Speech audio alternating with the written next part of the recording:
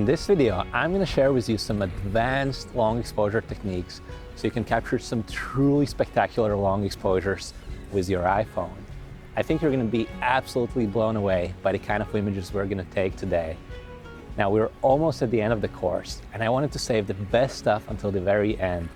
I think you'll agree that long exposure photography is one of the most exciting things you can do with the iPhone. For the first section of the video, we're going to be taking long exposure photos in the sea. And after that, we'll head into the city at night where I'll show you how you can do light trail photography with the iPhone. Now, the reason I wanted to come here today is because of these concrete blocks. And I think they're going to provide for some terrific long exposure photography opportunities. So it's a partially cloudy day. We might get some rain later, hopefully not, but it is on the forecast. But what's interesting about this day is that there are going to be clouds coming in and out, in and out. And for this type of photography, it's actually okay to have a cloudy day. But if the sun does peek out from time to time, that sun is actually going to illuminate those blocks. And that could create for some interesting photo opportunities as well. That's enough talking for now. Let's take the first shot. So I've now opened up the camera app of my iPhone. And the first thing I'm going to do is switch to my 2x lens. As I do that, you'll see that I'm so much closer to this one concrete block.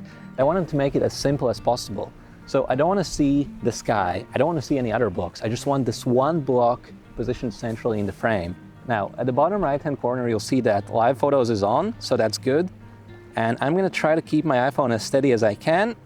And I'll now go ahead and press the shutter. I'm going to open the Photos app of my iPhone, and here's the image that we just captured. I'm going to select long exposure. And as I make that choice, you'll see the long exposure image developing, and it looks absolutely stunning. So long exposure is not just for waterfalls. There are many different kinds of long exposure photos that work really, really well, and this is clearly one example of that. With that said, there are a couple of things I have to consider when I convert my live photos into a long exposure. Because what's happening behind the scenes is that the 3-second video that comes recorded with each live photo gets transformed into a long exposure image. So that image is really a composite of that little 3-second video file that gets captured together with the live photo. And unfortunately, that means that the quality of the final image isn't going to be as high as it would be otherwise. So the photo we just created would be perfectly fine for social media, and it is a beautiful photo. But if you want to do some high quality work for print or for an exhibition, for example, then this is probably not going to work. Another problem is that the length of the exposure is fixed. What if I want to do 10, 15, 30 seconds? Well, for that, I can't use live photos because the only option I have with live photos is a 3-second long exposure. If I want any other exposure time, that's not going to work.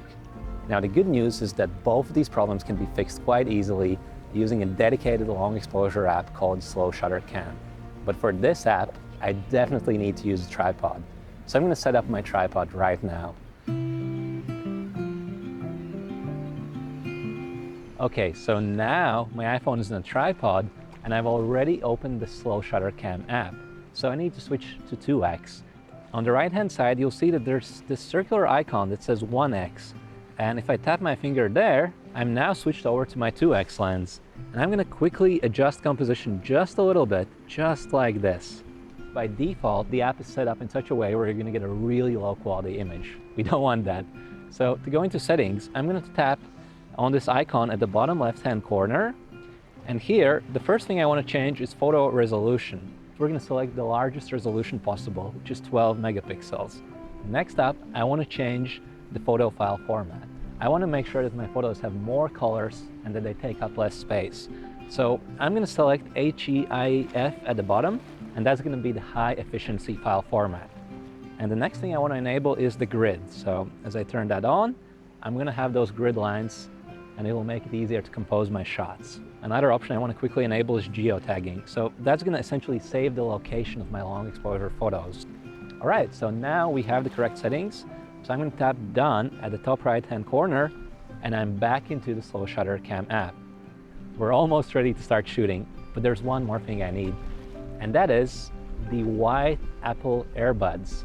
So I'm going to plug these into my iPhone, and I'm going to be able to use these as a remote shutter release. When I'm going to hit the shutter, that could actually cause enough movement to cause a blurry image.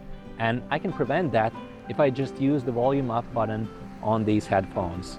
So at the top left-hand corner, you're gonna see this icon. And if I tap my finger there, I'm gonna have all these capture options. And at the top, I'm gonna make sure that motion blur is selected.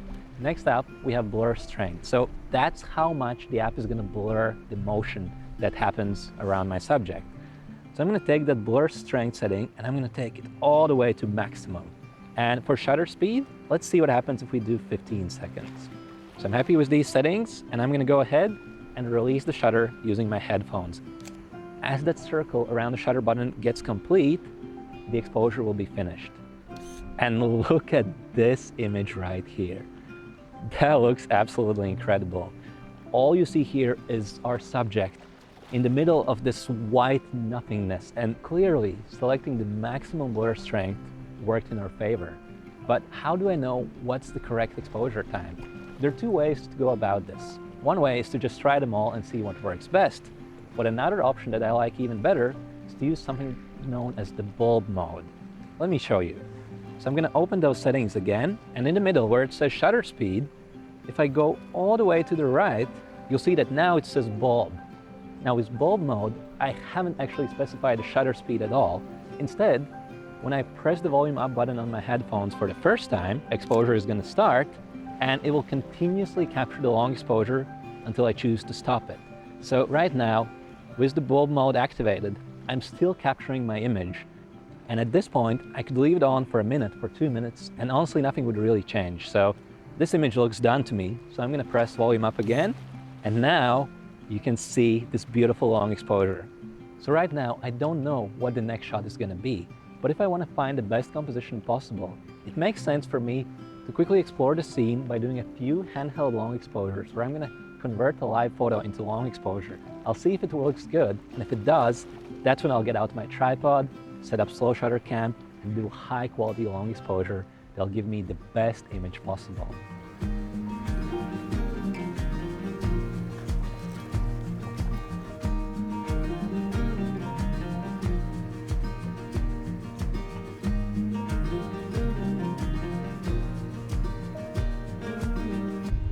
All right, I found myself another spot, and this time we're gonna take a photo of that beautiful lighthouse at the end of the pier.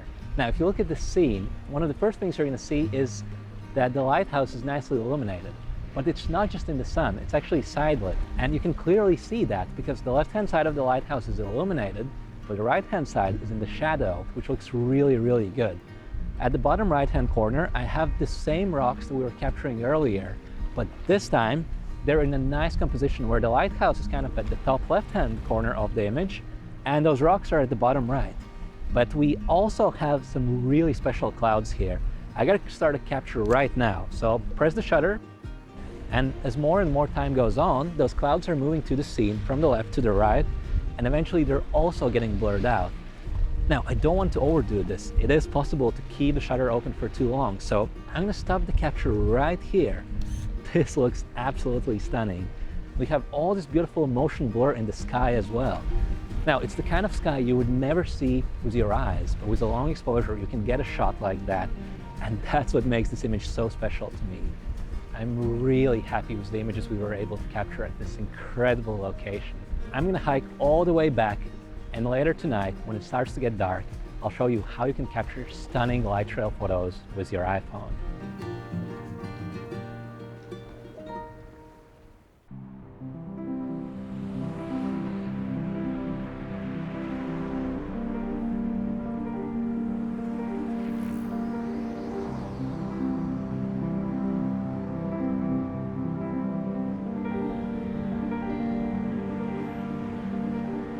So here we are at our next location, and for this photo shoot, I'm actually standing on top of this bridge. Below me, there's a big road with a lot of cars, and as those cars drive on that road, they're gonna give me the opportunity to capture light trail photos. But what is a light trail photo? Well, a light trail image is the kind of image where you have some kind of bright lights. If you also have motion in that, and if you do a long exposure, you can blur out those lights to create a really special photo.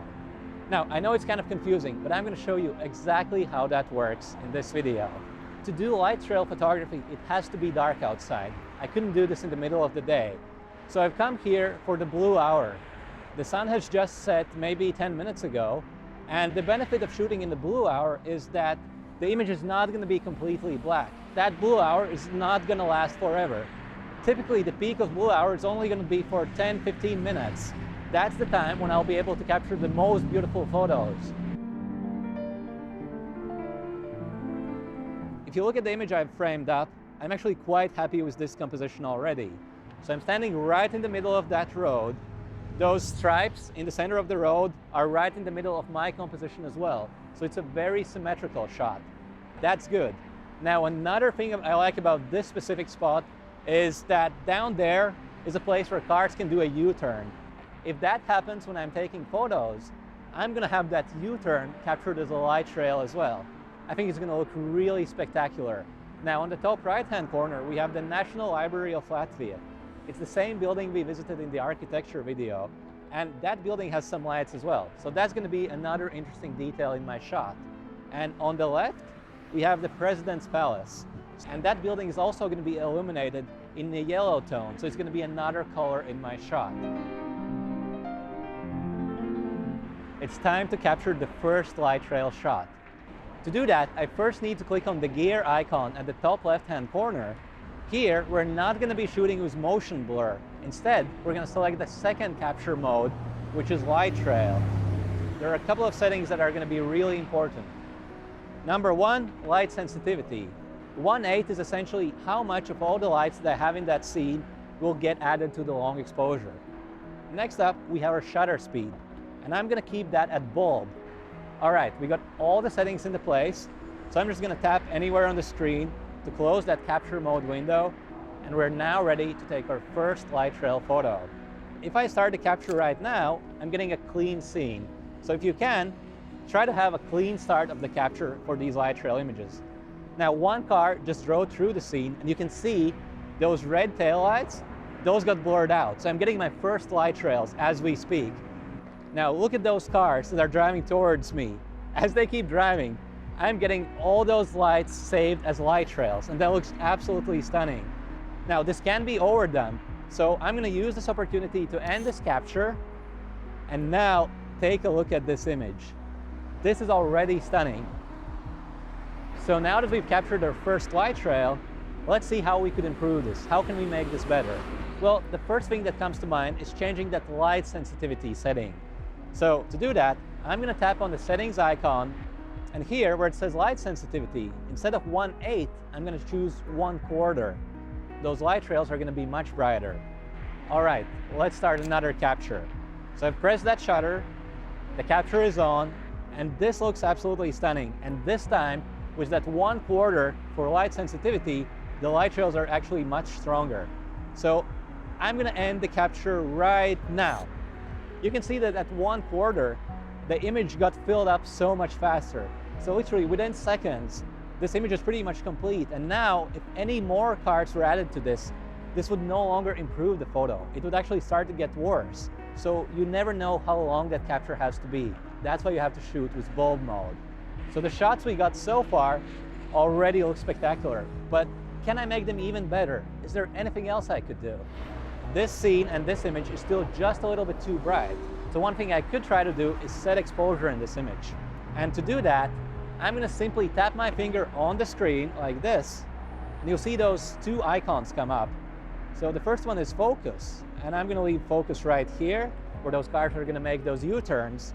And the second icon is that circle. That's our exposure. So I'm going to pick an exposure point where we have the most lights. So that's right here where those cars are coming from. So I'm going to tap my finger on the right-hand side where it says AE, and now I've locked that exposure on the brightest part of the scene. I can do the same for focus if I want to. Then I simply have to tap the AF icon on the right-hand side, and now both focus and exposure are locked. Now, by locking that exposure on the brightest part of the scene, I've made the image just a tiny bit darker, and that's going to be a higher quality image. It's also going to look better because those light trails are going to stand out more on a darker image. All right, let's start that capture now. I had an empty road. That's the perfect time to start the long exposure. So now the first couple of cars have come on the right-hand side, and you can see those first light trails. But next, a whole bunch of cars are approaching from the left. And you can see the image develop right in front of my eyes. That looks absolutely stunning. But my challenge is, when do I stop this? I don't want to overdo this. I don't need too much of a good thing. And actually, I think when these two cars leave, that's when I'm gonna stop, right now. This looks really cool, actually. We have really strong light trails, both on the left and on the right. And with that 1/4 for light sensitivity, and with that exposure locked, I'm really getting a lot of contrast in that image. Those light trails really stand out now, and you're gonna see that the sky and the river on the right, they're catching that blue tone more and more. So as we're entering the blue hour, this is just getting better and better.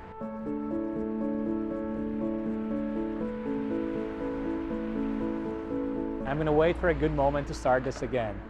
This is the peak light. It's the best light of the day. And with the road being completely empty, I'm gonna start it again. All right, there goes the first car on the right. Another car on the right, that's perfect. And now the cars start coming in from the left as well. So there's this one car that kind of took a bit of an unusual trajectory, but it does kind of look interesting. It's originating from the foreground, almost like a leading line. I'm gonna stop it right here. And I like this image because it's so different from all the other shots we captured.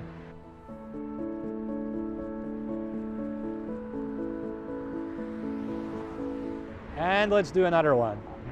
Hopefully this is gonna work out great. Let's see.